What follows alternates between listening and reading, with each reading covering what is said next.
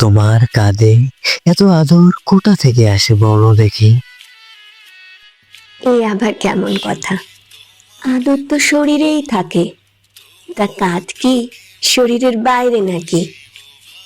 তা নয়, তবুও এত ভালো ভার বহন করতে আর কাউকে দেখি না।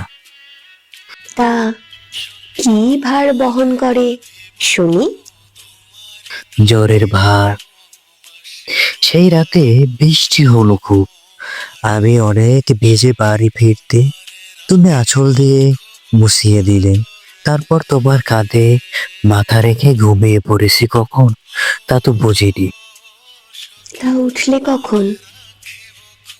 সকাল দেখিনি ওদিন, দুপুরের গরম তাপ কপালে ছুঁয়েছে মনে হলো। বুকে হাত রেখে দেখি জ্বরে গা পুড়ছে।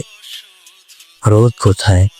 মাথা ধরে দেখি বিছানার পাশে টিপয়ের উপর কাঁসার বাটিতে জলে ভেজা লাল শাড়ির এক টুকরো পার।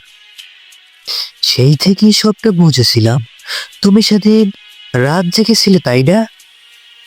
সে তো জাগতেই হলো, তোমায় রেখে ঘুমাই কিভাবে? সেই তো দেখি। তারপর জ্বর কমলে আমি দেশে ফিরলাম, তবে তোমায় নিতে পারলাম কই। তা এইবার কি নিয়ে যেতে এলে? হ্যাঁ, তো আমি যদি না যেতে চাই? যতদিন অঙ্কের মতো না হয় এইখানেই থাকবো, এই বলেই সীমাকে মা মত দিলে? নিতে আসতে চাইলো তোমায় নিতে। আমি বললাম তুমি ঘর সাজিয়ে রাখো, আমি তোমার আরে দিয়ে আসি। বুঝলাম, এসেছো যখন ফিরিয়ে দিতে পারি না। কদিন থেকে তারপরে নিয়ে যেও, বুঝলে? থাকবো।